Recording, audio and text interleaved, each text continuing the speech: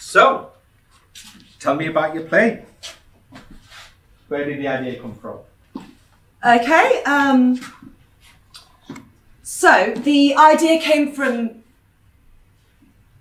a few years ago. I was at my parents' house for Christmas. Christmas 2015? Yeah.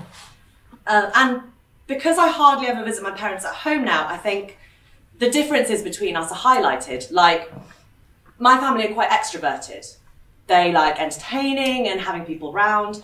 They like a drink, and I don't drink alcohol at all. They like watching lots of television and film, and I don't really have the attention span for that.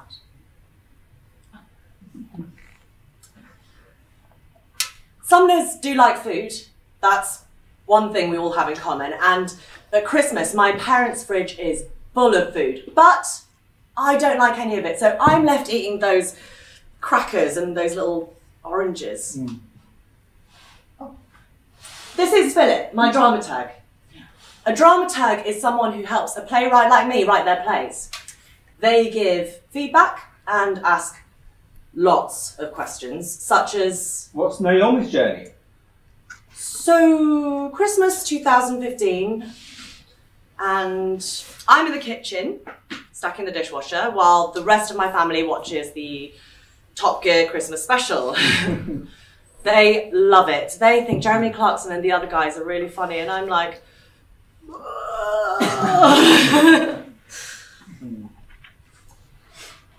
In the new house, you can see from the kitchen into the front room, and I'm standing there hungry and sober, thinking, how on earth am I related to you? And then I remember, and I'm actually quite relieved that I'm not. Not really. And I do feel bad for saying that because I know it'll hurt them, but you know what I mean? I'm adopted. I'm what they call a transracial adoptee, which basically means that even though I'm Chinese ethnically, I was adopted and raised by a white British family in the UK with no real links to like my birth culture. And I know that I can't be the only one who feels like this.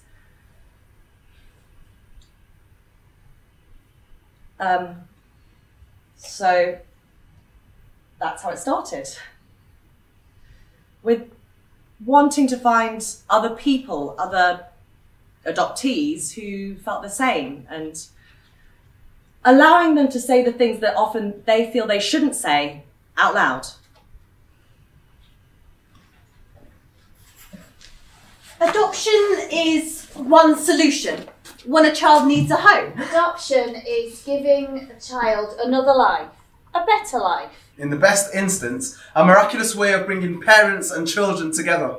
A process built on loss of relationships, feelings of displacement, a challenge the child did not decide to take up. Adoption is overwhelmingly perceived as solely positive. Harder than I expected. Adoption is a complex, evolving social institution. It will soon become an outmoded way of forming a family. I mean, surrogacy is a new replacement. Better than a childhood in an institution or foster care. A tainted golden ticket. Too complex to sum up in 10 words or less. Well, adoption is family. And family is complicated. I was born in Vietnam and grew up in Australia. I always knew I was adopted because of how I looked. I hated having photos taken of me to see that I didn't really belong. I feel quite fortunate that I had a very loving childhood with loving, caring parents. I know my life could have been very different. I don't know many people like me. People who have been adopted and going to adopt themselves. George has been with us for 8 years. He's 11 now and has fetal alcohol syndrome. As far as he's concerned, he's always been part of our family.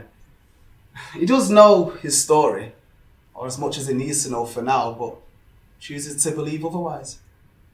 I look at the children I have now and have had in our care, and I'm very thankful my birth mother gave me up.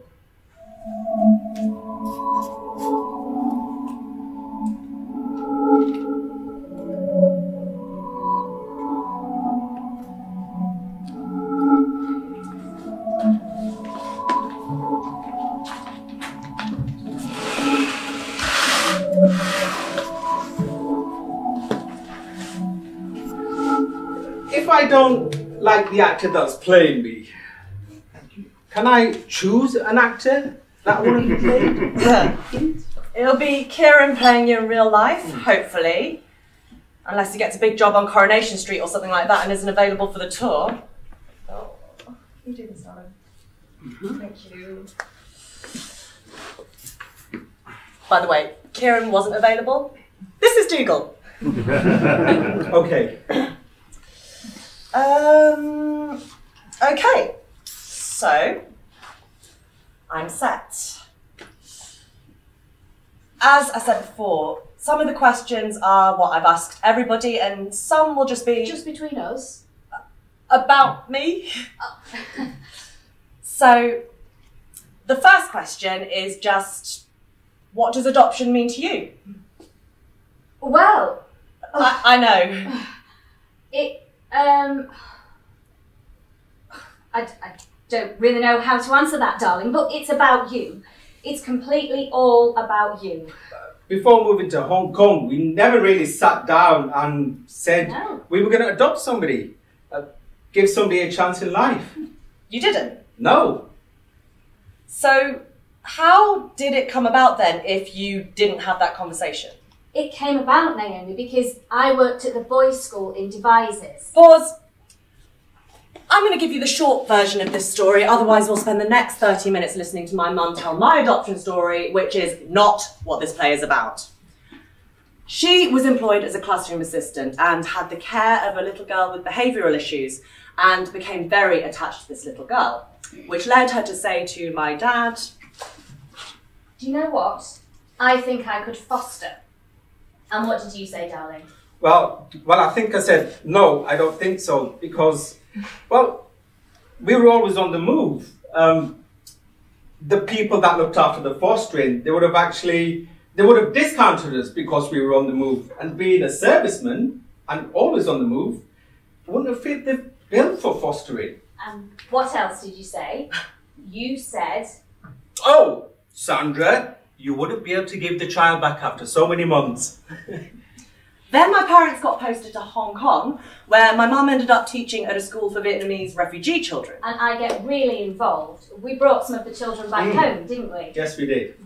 And then I started to say, do you know what? I think I would like to adopt one of these children. A Vietnamese child. And one time, Wendy Burton, the headmistress, heard me. And she said, kiddo, if you are serious about adopting, there are equally as many Chinese children who need adopting. These children have way too much red tape. Your husband is in the forces. You'll never adopt one of these children in time. And then she said, I know for a fact, if you were wanting to adopt a girl, and you would consider adopting a little girl of around 3, I do know the process is quicker. So, your dad and I talked about it, and so... Here I am. I think there's a Facebook group for literally everything. Like, no matter what you're into, there's a Facebook group for you. A while ago, I joined a group for British East Asian artists and watched a film made by an older Chinese lady who was adopted to a white British family as a baby. The film was all about her adoption and how she felt about it.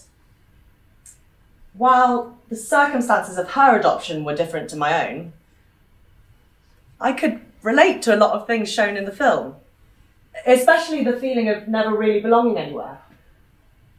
We got chatting via the group, and she introduced me to this whole world of transracial adoptees. I was adopted from Sri Lanka to Switzerland at 6 weeks. Always knew I was adopted. My parents never made a secret out of it, and I never asked any questions. I didn't want to ask any questions because I didn't want to upset them or make them think I was ungrateful. I denied the importance and impact of adoption on my life for 34 years. Always thought myself as white, or a coconut. White inside, brown outside. At 35, I visited my birth country for the first time, and it had an immense effect on my self-confidence, self-awareness, and my sense of identity. Currently searching for my birth parents, but seeing as the information on my birth certificate is incorrect, not had any luck. I keep hoping. I was adopted at 6 months of age to an Australian family who had 2 older children of their own. Previously, I'd been cared for in a private creche until my adoptive father flew to Vietnam to bring me to Australia. As I was only an infant, I don't really know how I felt, meeting my adoptive parents for the first time.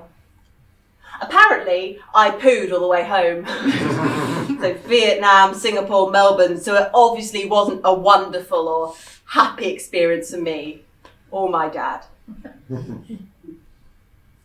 I grew up in schools where I was the only non-white person.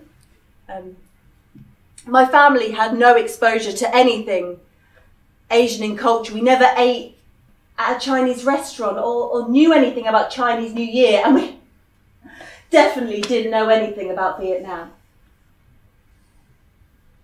I grew up hearing racist comments within my own family, and when I questioned it, they said, "We don't mean you." My adoptive parents didn't choose me personally. They put in an order for a child and my profile fit. Seen this somewhere before, some adoption meme. Don't tell me I was chosen. I was just next in line.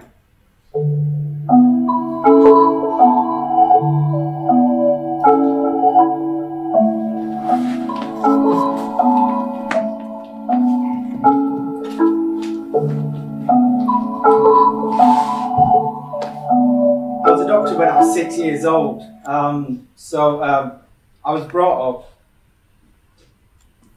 I'm British Asian, South Indian, Bengali. That's one side of my heritage and the other side's Irish. So I was brought up in an all-white family in Birkenhead in the 1970s. There were, lots of poverty. My nan was an alcoholic and she had TB. So I was brought up in an all-white family because my dad, who was absent, was Indian. I got to see him a few times between when I was born and when I was 6, so I've got some memories of him. As for my adoption story, I was going to school one day. I was about 6 years old, and my mum said, "You don't have to go to school." And my brothers and sisters were like, "Whoa, that's not fair. How come he gets to have the day off?" And she goes, "Well, it's a special day." So they went to school. I stayed at home, and there was a knock at the door. These 2 women walked in, Auntie Anne and Auntie Jo, and said, "These are your aunties, and you're going on holiday with them." I was like, "Oh, nice one. I've never been on a holiday before. Never been in a car before." They had a Mini, a little blue Mini outside. So they packed me a bag and we went in the car on this holiday. We arrived at this big house and it had a big garden and a swing. It was lovely. And there was all these pictures of these kids on the wall. So you can imagine what's coming, can't you? And they took me in the back office and they said, "Actually, we've got some explaining to do to you. Your mum has been bringing you up isn't your mum. She's your nan. And I was like, okay, your brothers and sisters aren't your brothers and sisters. They're your aunties and uncles. So I was like, okay, where's my mum then? And they said she'd left after she'd given birth and given me to her mum to look after. No one's seen my biological mum ever since she left.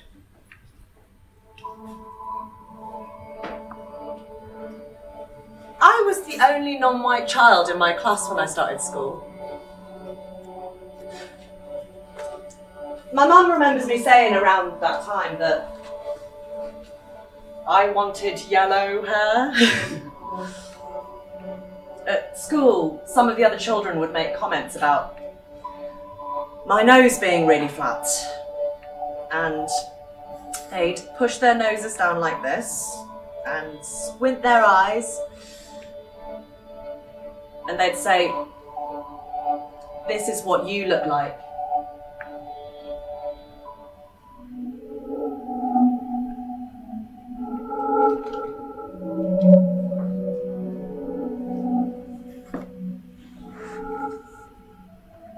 Okay, I'm going to move us on quite a bit.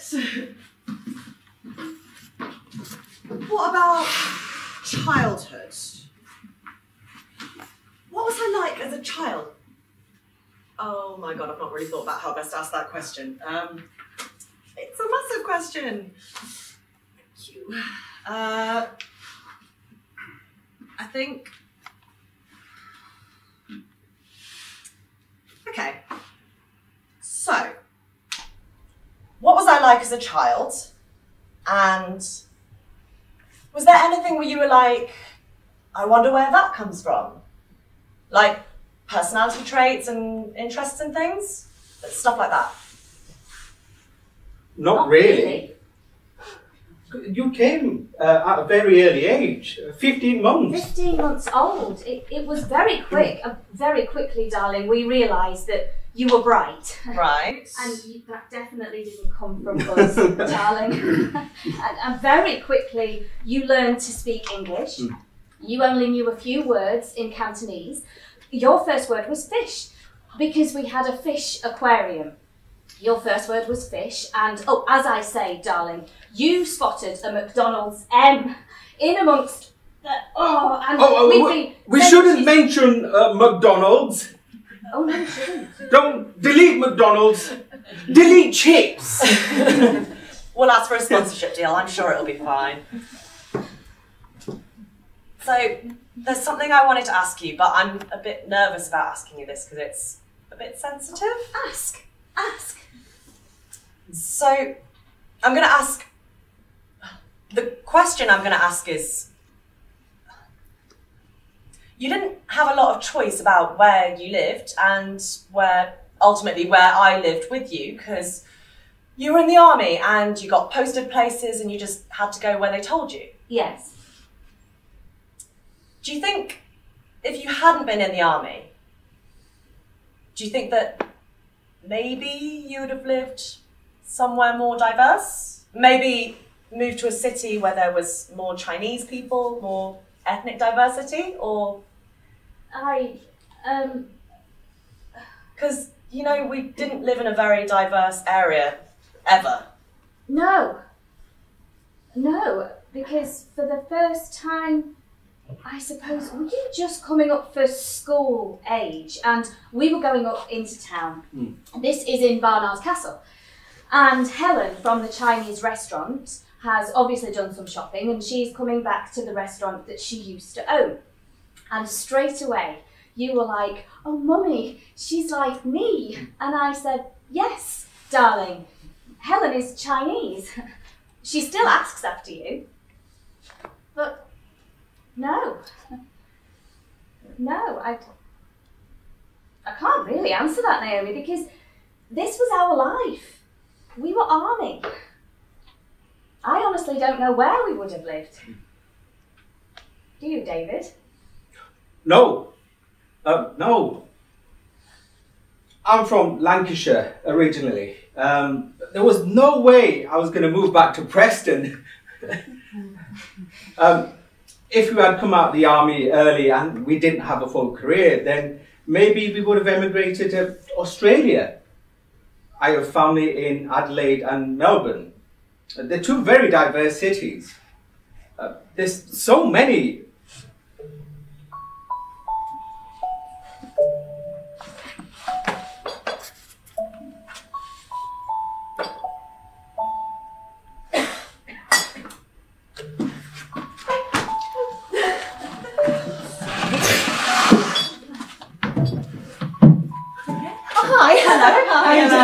Hello. Nice to meet you. Oh, where's Bailey? Is Bailey hiding somewhere? Maybe. I wonder if he's hiding here. Well, maybe he's here.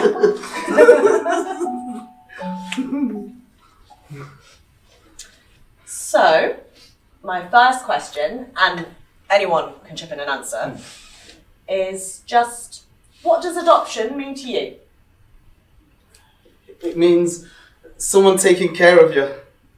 Is there anything else it means? It means someone being kind to you. Excellent. And if a friend at school asked you, Bailey, what does adopted mean? What would you tell them? It means being looked after by someone else and you get a new mummy and daddy. How old were you, Bailey, when you came to live with your new mummy and daddy? Can you remember? 4. You were 4, yeah. And how old are you now? 7.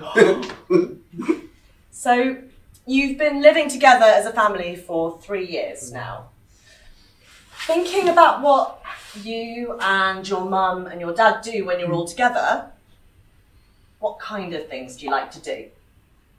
Play together. What do we play?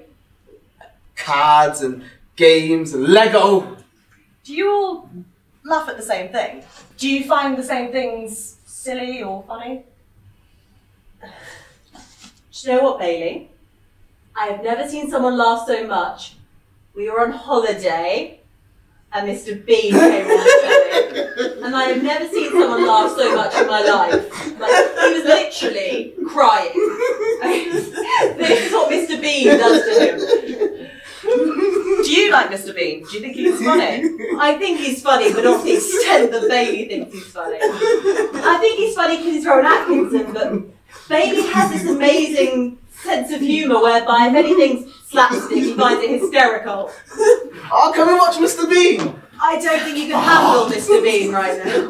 Oh, we like that bit in Paddington, don't we? Where he's using his toothbrush to clean his ears. Oh. He goes like that with his ears, then he goes like that. We all have a sense of humour whereby if something's a bit like, nah, you shouldn't be doing that, we find it funny. Oh, we also tell knock-knock jokes. Tell Naomi. Knock knock. Who's that? Interrupting cow. Intro. Moo! Okay, you got me. We've got loads of those. So, Bailey, I'm going to ask you to do something for me now. Can you look to the left? And to the right? Have a good look at the people sitting next to you. Do you think you look the same? Yeah. At this point, I should point out that Bailey and his family are all white British in real life, so could pass as a bio family. Do you? Why do you think that? Because me and Mummy have brown hair and blue eyes and the same nose. Good. And me and Daddy have the same nose, mouth and ears. It's funny because when Sonia, our social worker, sent us the profile for Bailey, the first time we saw him, she said, before you open this, don't be scared because I think you're actually going to find when you look at him, I think he really looks like you. And when I did, when I opened up the picture, I said, oh, he does, he really looks like Jim. And Jim said, no, he doesn't. He looks like you. And I couldn't see it. I couldn't see it at all. The first time I saw it is when we were making Bailey his welcome book. Oh, I'll get it, I'll show. Yes, you can go get it. So we were putting pictures in his book. We tried to take a picture. We have a laptop, and we had his profile picture on it, and we tried to get a picture of all three of us in the book, and that's the first time I saw it. When we took the picture, I went, oh my God, he really does look like me, doesn't he? I think Bailey's quite lucky, because if you walk past his family in the street, you'd probably never realise that he's adopted, so you won't get lots of awkward questions from random strangers. But after talking with Jamie, I realised that looking like your adoptive parents might not always be such a good thing. So then they gave me a life story book as a bit of a narrative as to what happened with my mum, my dad, and my nan. And I was taking that in, and then one day they said, there's this couple that want to be your new mum and dad. So they gave me another book with a picture of them on it. It was a picture of them on a beach. There were 3 stages. The first was, we went on a picnic with them, which was nice because what I hadn't noticed is that my new mum and dad were, well, he was Indian, from Calcutta. The same place as, my biological dad, and she was white. And even then, I sensed that was appropriate. See, this was the 70s, and I think they were quite strict in those days in trying to assign people according to their cultural heritage. I might be wrong. They may have relaxed later on. Obviously, they're going to find the right person for the right people, but what I'm aware of is, again, this is the gratitude narrative I keep and tell myself a lot, is how extremely lucky I was. A, to get adopted at the age of 6, because that was quite rare then. I was more likely to spend the rest of my time in care, and I'm really glad that didn't happen. And the other one, in terms of cultural heritage, and that match again, I think it was just a fluke. Like, they looked for it, but it was just a fluke. So did people read you as a natural biological family then when you were out in the community? Well, the answer to that is yeah, definitely. And that was a good thing and not a good thing. Everybody just thought they were my parents, which was fine. But it became a problem though when I wanted to. I remember when I was 10 and one of my mates at school, because I wasn't out to anybody that was adopted because I joined the infants in the little village where I stayed on the outskirts of Liverpool. So everybody just assumed they were my parents. I didn't have anybody to tell. I didn't have anybody to talk to. We never spoke about it at home.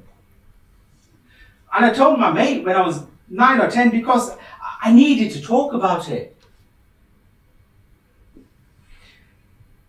We didn't have contact with my social workers. We didn't have contact with my biological family. I didn't want to ask my adopted mum and dad because I didn't want to upset them. And when I told my mate, he didn't believe me. He didn't believe me. And I stopped being friends with him. And he was my mate, my best mate for 4 or 5 years, and he didn't believe me. He was like, your dad's Indian.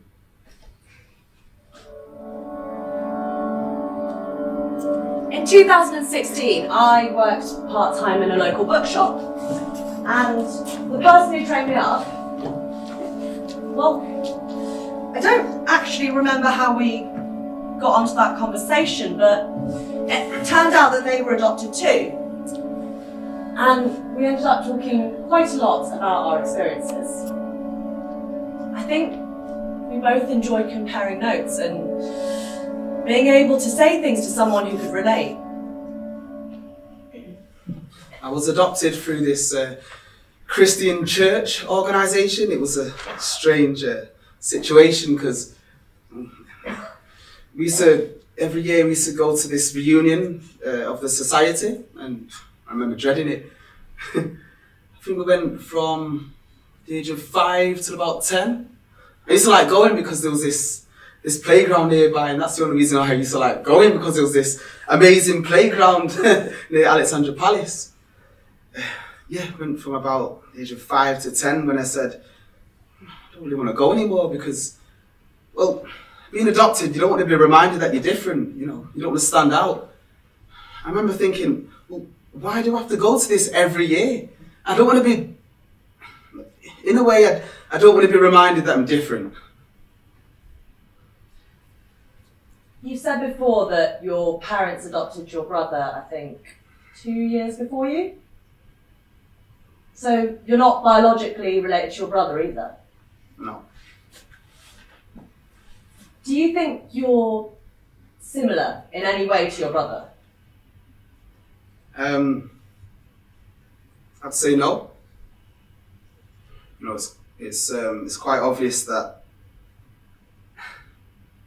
you see, my brother's he's always been a go-getter. He's always been, I think he's very angry about something.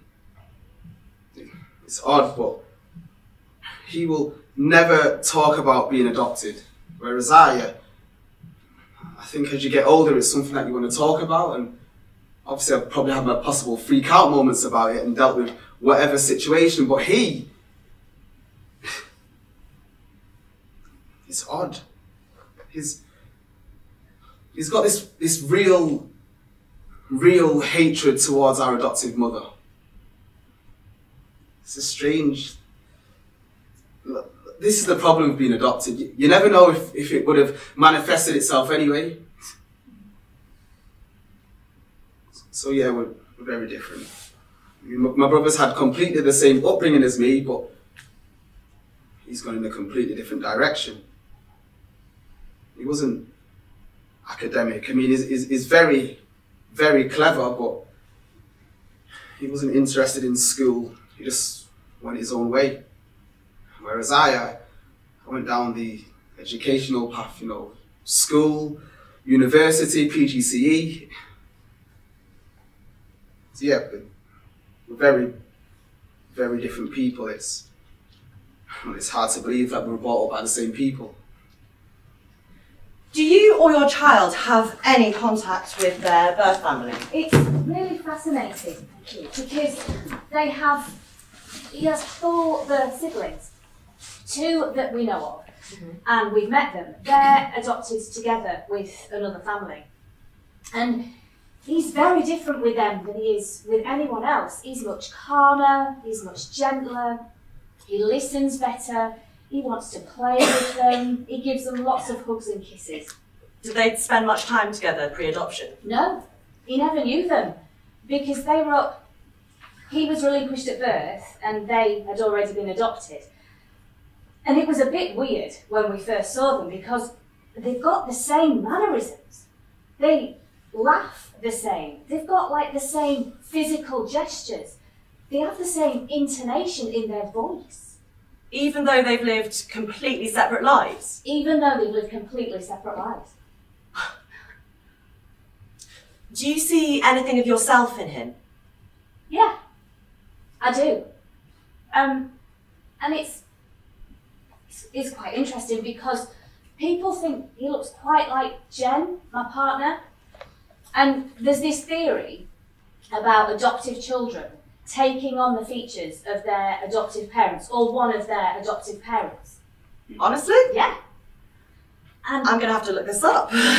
their features, facial features, moulding into their... I have got 2 cousins who are adopted who definitely look like their adoptive parents, like massively look like their adoptive parents. And there's this theory that like your face can start to mould to look more like your adoptive parents, because subconsciously you want to be connected to them. That makes some kind of sense. Thank you. That makes some kind of sense. Does it? Like, can you actually will your face to change?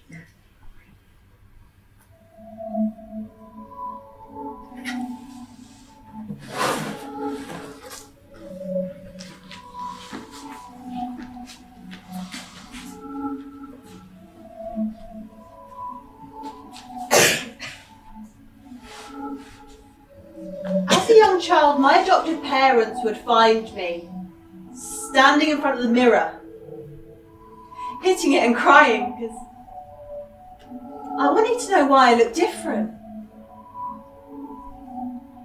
As I got older, my reflection used to disappoint me because it reminded me that I was Vietnamese. As a teenager, I felt like a white person trapped in a Vietnamese body. I look like both my bio parents.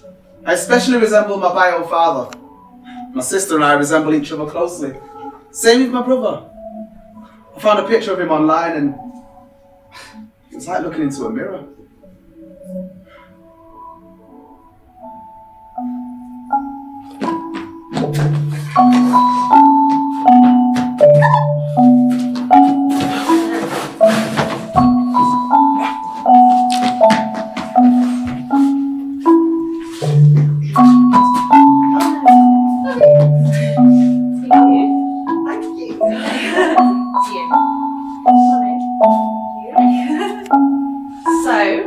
I've had these conversations with so far has made me homemade cakes. So you're my favourite person in this project. Let me just put that there between us so we can talk. Okay, so the first thing is just to say hi to the tape and introduce yourself however you like. Oh my god. I'm Lily Say and I'm 10 years old. Oh. And there's a dab there. For the benefit of the tape, there was a dab. Do you want to introduce yourself as well? I'm Anna and I'm more than 10 years old. And I'm Lily Say's mum. And Len Say's mummy.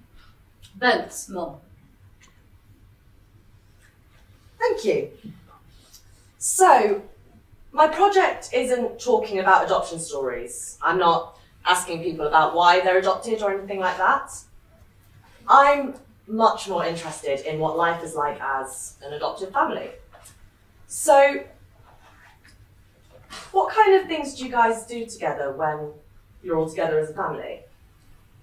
If you were going to have a family day out, what type of things would you guys do? Most of all, I like to go to Beamish because we've been there once, but we didn't have much time, but it was really fun. So I think we should probably go there because Mum's been there before and it gives her really good memories. So yeah, I think we should probably go there or somewhere related to the past, probably. Okay, and do you think that everyone else in the family likes to go to Beamish? Or do some people like to do other things? Len Say isn't very keen, Mum's really keen, and Dad would probably say it's quite a long drive. But does he like it when he gets there? Yes. Okay. Say if you were going to watch a film, would you all like the same thing, or would you choose different ones? Someone's shaking their head over there quite strongly.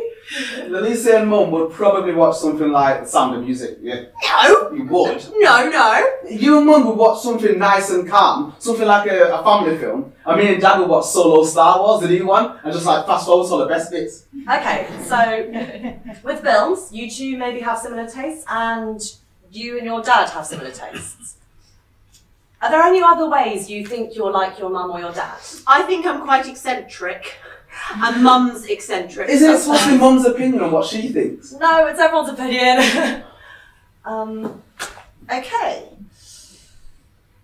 Oh, sorry, I've written down an order of questions, but I'm like, no, that's not logical.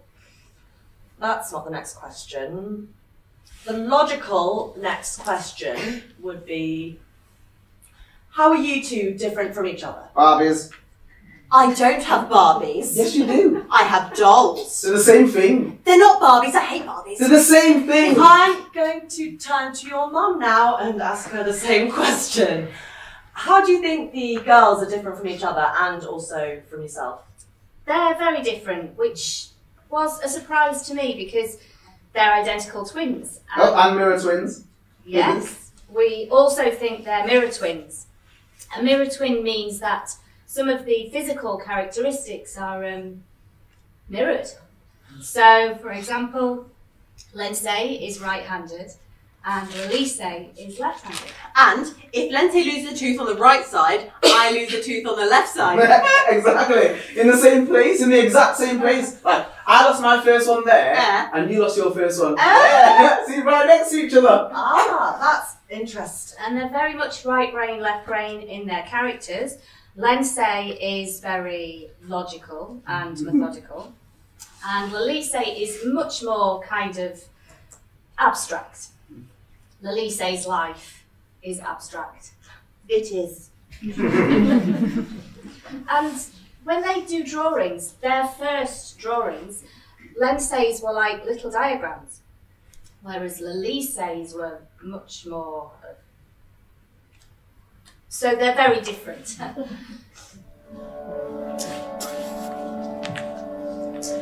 Do you know this? Not flesh of my flesh. It's like a little poem. Not flesh of my flesh, nor bone of my bone, yet still miraculously my own. Never forget for even a minute, he didn't grow under my heart, but in it.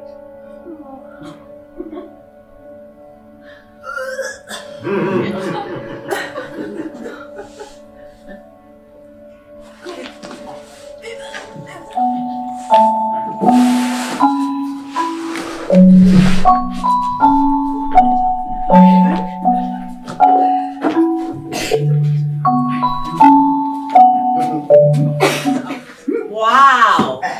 What have we got here? These are from my old mummy and daddy. That's your welcome book, isn't it? The big one. And that's your life story book. So you made the welcome book. Yeah, we made that. So you got to see this. Hello, Bailey. We are your new mummy and daddy. I am your new mummy and your new dada. We like walking, riding our bikes, and we like dressing up. Like superheroes. This is your new house. Come in. Let's go upstairs to your room. This is your new bed. It's just a bit more full of toys now, isn't it? Just a bit. Mummy is going to read a book with you. This is where we snuggle and watch TV. This is where we watch cartoons. Daddy eats a lot. Is that true? Does Dad eat a lot? Yeah. Funnily enough, so does Bailey. I mean, that's another thing they've got in common. This is our garden. We like digging for buried treasure. Like pirates. Last one. We can't wait to be your new mummy and daddy and be a forever family with you. Thank you. Very well done. Can I just say how impressed I am by how you read that? I've never heard you read that all the way through before. There's quite a lot more writing in this book, so what I'm going to do is ask you, all of you, if you could maybe tell me a bit about it. Bailey, this book's about your old mummy and daddy, isn't it? Oh, that's your life story book, isn't it? Why don't you tell Naomi about it, because it's got quite a lot of words.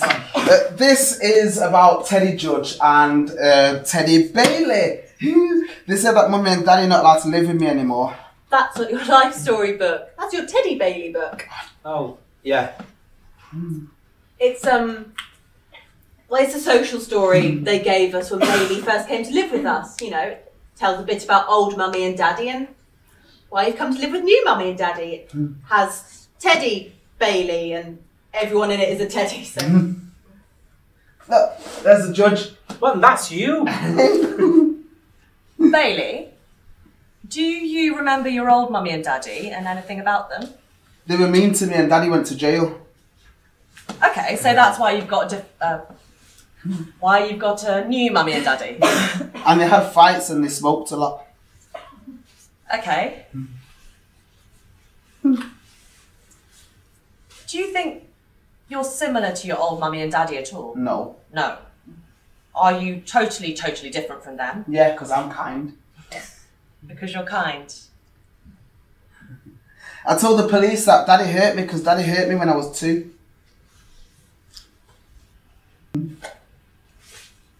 Oh, that's a really good and brave thing that you told the police that. That's really, really good. Well done. But we know they loved you, don't we? Because we met them. We met them separately.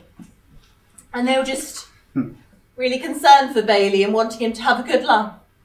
Yeah, they really did. And you're like them in some ways, aren't you? Because your old mummy had very blue eyes, and that's where you get your very blue eyes from. Oh, so you've got the same eyes? And do you think you're like Lucy? Yeah. Who's Lucy? Sister. They're so alike. They look alike. They have the same nose and I'll get a everything. picture. When we met Lucy, he has contact with Lucy. When we saw her walking toward us, we were like, there's Lucy from miles away. Yeah, she's just like a big girl version of Bailey. See? They look so alike, don't they? My parents, as much as I love them, can never replace my birth parents. My mother can't tell me the story of carrying me or giving birth to me. My father can't tell me that I have his eyes or lips. They often like to say that genetics and blood don't matter. And no, genetics and blood are hardly the end-all and be-all. But it does matter. My DNA matters to me. When a mother gives birth, what do you hear? You hear about how the baby has her eyes or the father's lips. Yes, DNA matters. I, as an adoptee, need more than love. I need my biology. I need to know how I got here and where I came from. Saying DNA doesn't matter is offensive and hurtful.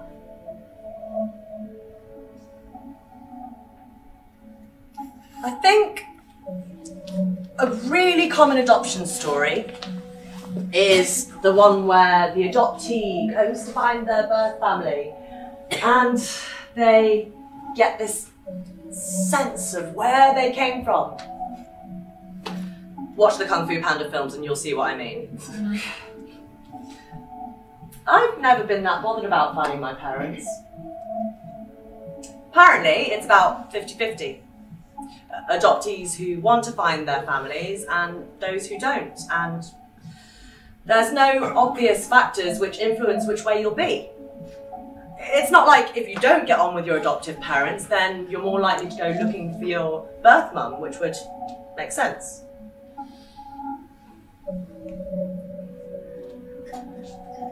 Of course I've wondered what they're like and if I'm like them. More personality-wise than looks.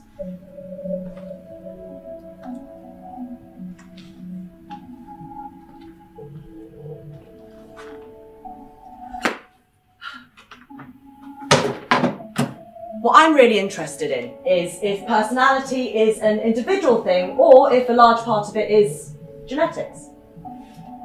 What makes you, you? I think because I was 6 years old when I was adopted, I have that thing of having both. I wasn't a baby, so I don't have that constant wondering. See, the first 6 years of my life, that gave me that's my DNA. That's how I was built. That's who I am. And then I was plonked into this, another environment. I absorbed up everything. That gave me, with my own particular spin. A lot of people say that it's the first 6 years of your life that determine what your makeup is. So all your social, psychological and emotional experiences that you have between 0 and 6 really will define you. So because I came from that place of you know, extreme poverty, and then got given that. It was,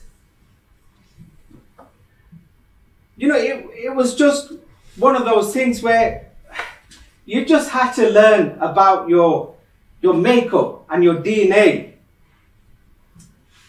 When people think about your background and where you come from,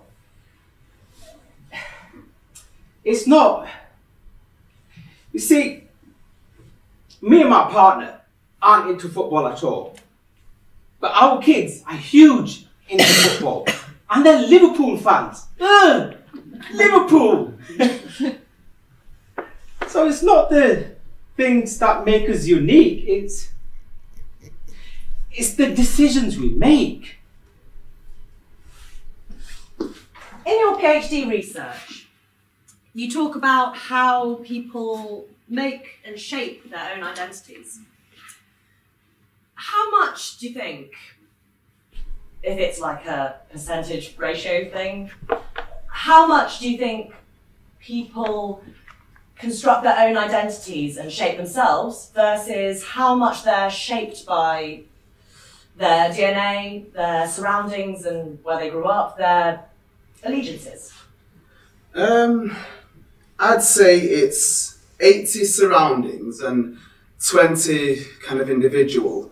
I think you come to understand your own individual identities in relation to other identities and in relation to other people trying to tell you what your identity is or trying to compare your identity to theirs. You learn this very, very early on from your surroundings. What do you think? What do I think? I think I might disagree a little bit with your percentages, which feels bold because I'm not an academic and I haven't done your level of research. No, but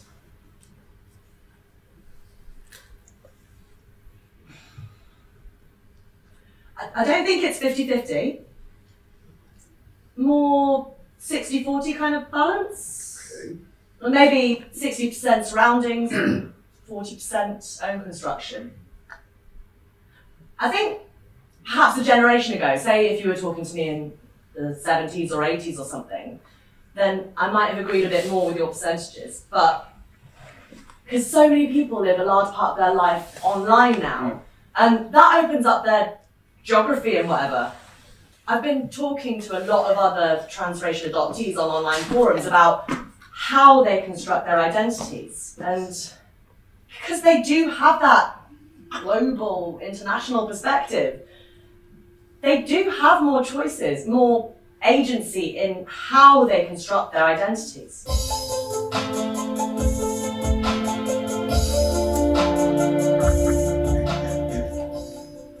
Hi, welcome to my channel. My name's Naomi, and this is my adoption story. All my life has been filled with questions. It's weird, growing up through the body and DNA of people you don't know. It's been hard for me to figure out who I am when there are so many gaps in knowledge of who I am.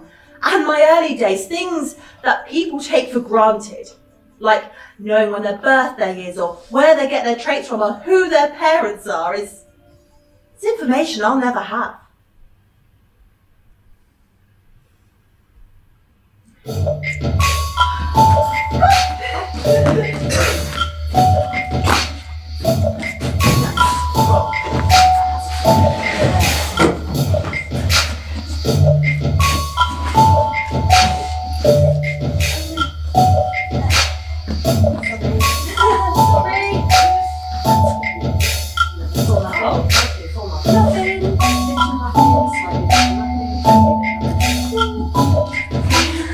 I'm just thinking what to ask next. Okay, so you two were adopted together, so you've always known what it's like to have someone who looks a bit like you and someone who shared the same experience as you in the family. What do you think it would have been like if you'd just been adopted by yourself? if you hadn't been adopted with your sister and it was just you in the family? I think that's sort of something. Well, you're so used to seeing each other every day, and you know they're jumping on your bed, and you're saying, "No, get off!" and then you know maybe you think, You don't think that's normal? "Yeah, that's my twin." If you had someone who looks nearly the same as you, and every day you go to school and they're saying, "Hey, Lilise," and you're thinking, "Lense," maybe. So people confuse you then? Yes. Are there a lot of other black children in your school? Yeah, like Maya and Jade. They're twins. Your mum's making a face. A face that says there's some, but not many. It's quite an international school. It's near the university, so there are lots of children from different countries and backgrounds, but not very many of them are black.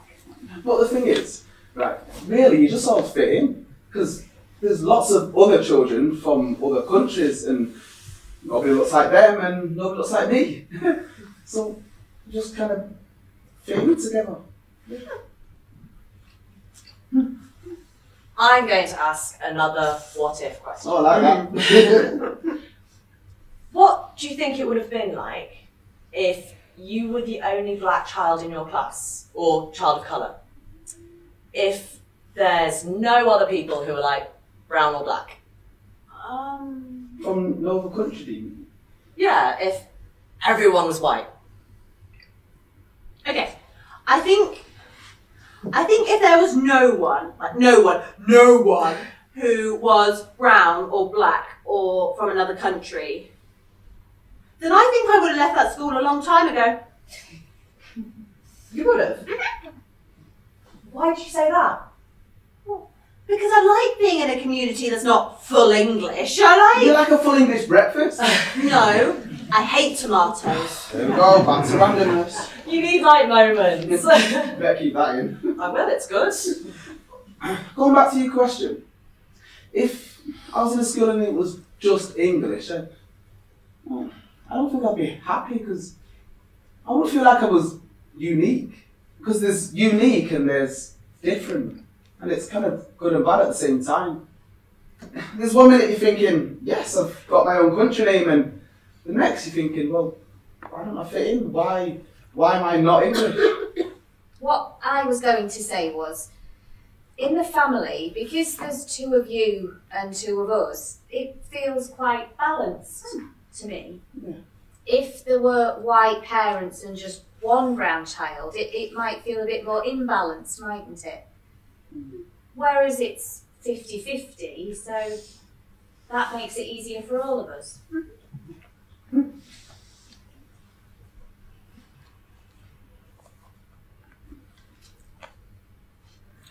So, I'm going to ask about these books over here. Yeah. Tell me what they're about and what they're for. Why did you decide to make them, Anna? We made them as a birthday present.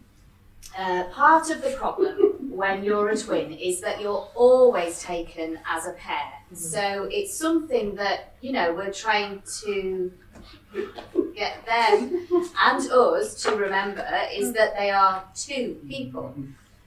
Yeah. It's really important. And so what we wanted to do was kind of pull apart some of their photographs so that they had ones that were different, because all of the photographs in the book are different. We haven't just duplicated ones where they're together. So they just have ones that are by themselves as well as ones where we're all together. It's individual to them. Tell Naomi about Family Day. Oh, Family Day is the day that we were adopted. And what do we do?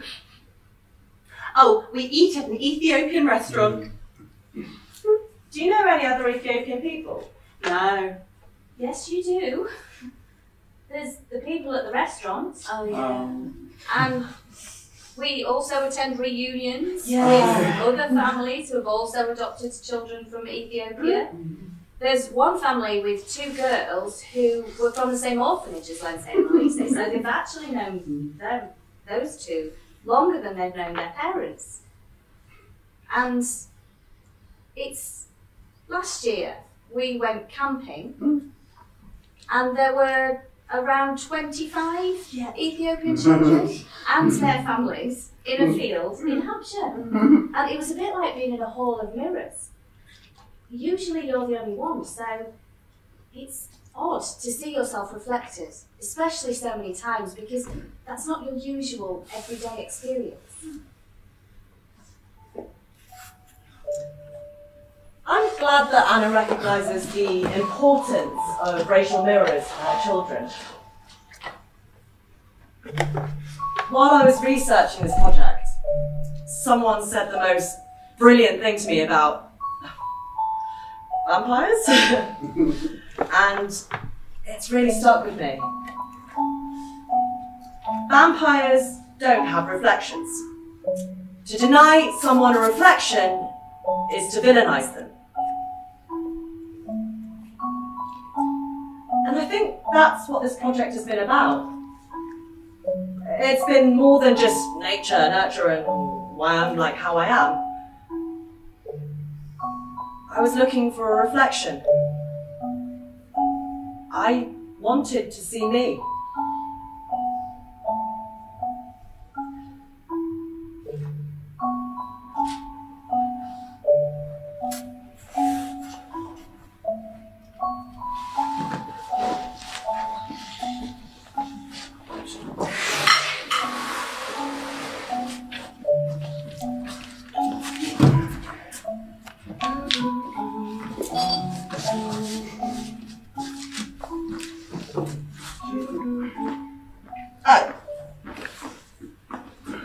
I've done the questions a bit out of order.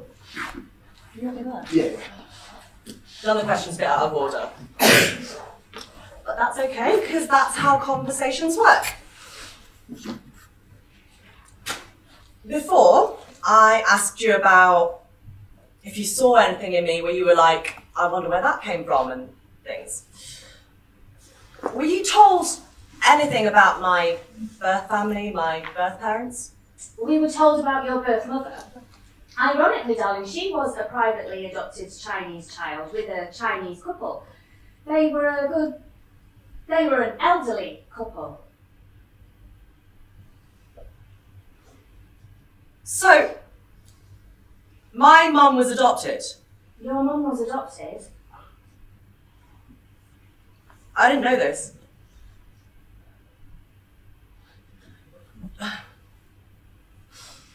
You might have told me before, but I don't remember. I have, love, yeah. Sorry, I just don't remember. No, you don't. This is only information that's been relayed to us through our social worker. And, You can carry on talking. I'm just making some notes, but I'm still listening. Yeah, no problem. and she got divorced, and I don't think, from what I can gather, she was quickly into another relationship. There were two men in her life, and neither one of them would come forward and be like, yeah, that's mine. Jeremy Kyle! Francis, our social worker, said, I will tell you what we know, and that's what they knew. Did they know anything else about, like, any other facts? Did they know about my birth mum? Like, what she was like as a person, or any indication of, like, she had this level of education, or No. X, Y, Z? No, nothing about education or...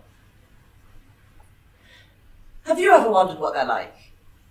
Like, have you ever sort of looked at me and thought, oh, I wonder if she gets whatever characteristic from her mum or her dad? No. Or where my writing ability came from? Oh, sweetheart, darling, it has got to come. It has got to come from your birth mother or your birth father. It doesn't come from your dad or I. No. So it has got to. That part has to. Your birth mother had to have been bright. Yes.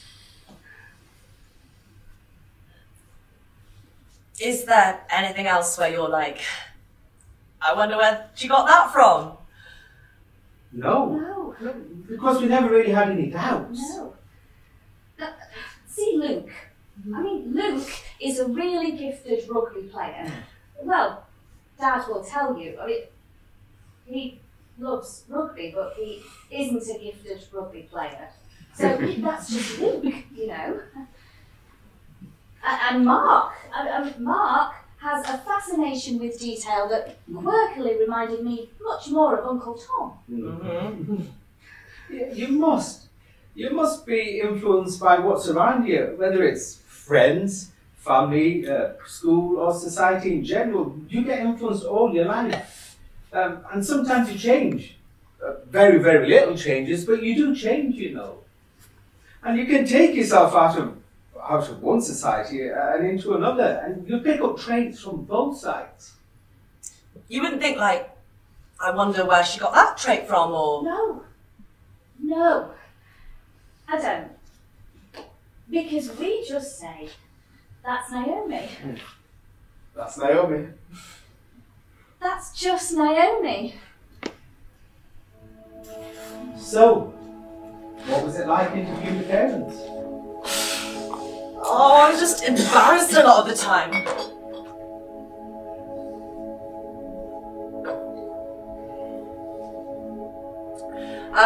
Like, Neil was there, and I was glad he was there in terms of support, but things were said in front of him that we've not talked about, and so he's hearing some of this stuff about me and my past for the first time, and he's like... You can't really see it on the tape, but you can see he's going, oh, I didn't know that. Or like, oh, that's not what I thought. So what was an example of that?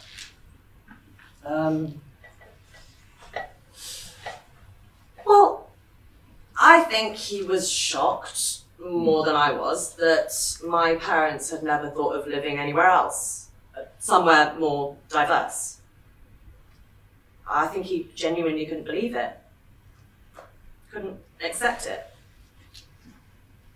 Were there any other hot points in the interview? Well, the big one, that's a little bit,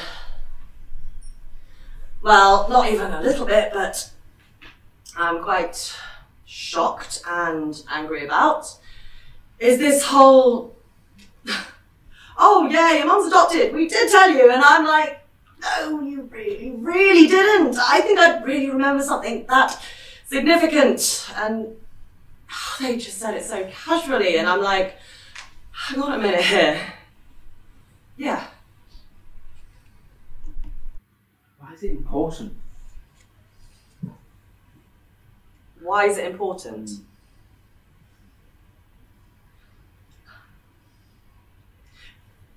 Because it kind of makes a bit more sense of my adoption story. It helps me. I think it helps me. Thinking about it since, I think it helps me understand a bit more of my adoption story, my circumstances, and why my mum might have made that choice. In that, if she thought she benefited from adoption, then, or if she was familiar with the experience, then it hints to reasons as to why she chose that for me. And it's also just having that thing in common with my mum, who's always been very abstract. I think we touched on that before when you were like, oh, have you ever tried to find your mum? And I was like, no. And a lot of the reasons for that being that they never felt like a real person to me. And just having that one fact suddenly makes them more real.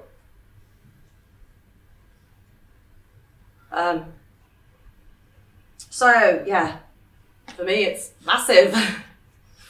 My mum and dad left about half an hour after the interview ended, and all that night and through the next day I kept shrieking at Neil intermittently, my mum's adopted like me! I'm struggling to understand why, if if you're not really interested in your biological mum, you've said that's all in the past. But why haven't you taken that attitude to hearing she's adopted? That's all in the past. Nothing can change that. Because I feel like it's partly...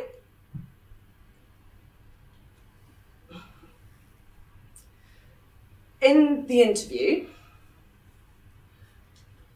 I felt that my parents hadn't really thought about what happened before the adoption and how they got me, I guess. Like, what happened to me before? I mean, since then, my mum's told me that adopting me was the most conscious thing she's ever done, but it still kind of feels like they've erased everything that came before they got me, and I don't like that erasure. I wasn't just beamed into their life. So yeah, it's just not really thinking about the negative sides of it and the loss and whatever else that comes before. So what I want to finish with is, you previously talked about this Christian union. You started to go to church as a teenager. Were your parents religious? Yeah. This is one area where they definitely influenced me. We were always going to church, so they planted those seeds very early on. Do you think somewhere along the line you want to be a force for good in the world? Oh my god, a force for good in the world. Oh, that feels very worthy, doesn't it? I'm aware of that. Oh, I don't think I would phrase it like that, but God, yeah, probably. Because I've always been someone with a social conscience and wanting to make things better. Like, even before I was a Christian, I did loads of charity stuff and volunteering, whatever. So yeah, I do want to have a positive influence and make an impact with my life. My brother once said to me, of course, the most important thing in life is having children. Well, based on what we've already talked about, I don't agree. I don't want children. It's one way of investing in the future and making a difference. And do you? Well, in relationship to your mother, do you think that's the one thing that's driving her? Probably. Because at the end of the day, there's not many people that would go and teach at a Vietnamese refugee school. That's a pretty special thing to do. My mum does want to help, but she's always been very helpful, like helping out with school and beavers, and she's really involved with the church now and doing cream teas and Mothers Union and whatever else. Well, in some ways then, you were talking about similarities. And you just described what you do and what your mum does.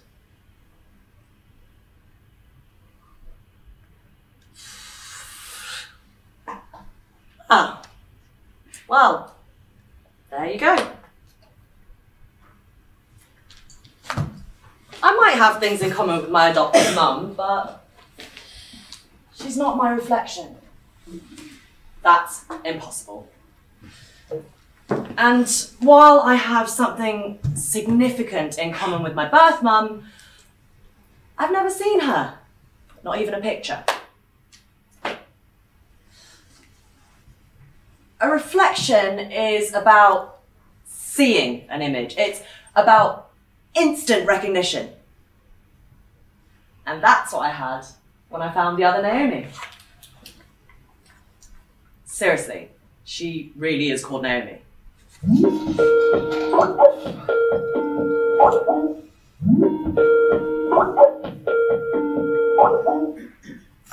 Hi! It's great to finally talk to you. How's it all going with your exams? Good. Yeah, thanks. I was really pleased when you messaged me. Since joining the group, I've talked to a lot of Chinese adoptees, mainly from America, you know, so it's good to speak to another British person. Absolutely. Watching your videos, I can totally relate to a lot of what you're saying, especially about living in a not particularly diverse area. You lived in the countryside like me. Yeah, I had mainly English friends, maybe one Chinese friend, but where I lived, no one looked like me. Oh, you've got an eye crease too. So our eyelids here, and we've both got quite open eyes and things. Did you watch my DNA video? Yes, yeah, where you find out you're part Korean. Yeah. Confession, I've watched all your videos. There's the one where you're talking about how you were lonely as the only Chinese person in your family, and yeah, I could totally relate to that. But then you talk about taking that sadness and loss and using that to make your videos, which is great. It's Yeah, like you're trying to do with your project. I think there's still stigma, and even when I do try and talk to other people about, you know, people do even ask me about being adopted, and I try to talk to them about my feelings, they just want to push down on the sad things, you know, and only talk about the positive things. So I think I'm trying to raise an awareness of that stigma with my videos. About a year ago, I began to wonder a lot about myself, and I began to feel immensely depressed about being adopted. So I joined the Facebook group, and I have discovered so many people out there just like me, with the same thoughts, feelings and questions. And it's amazing because even though they're brought up in completely different places, we all have things in common.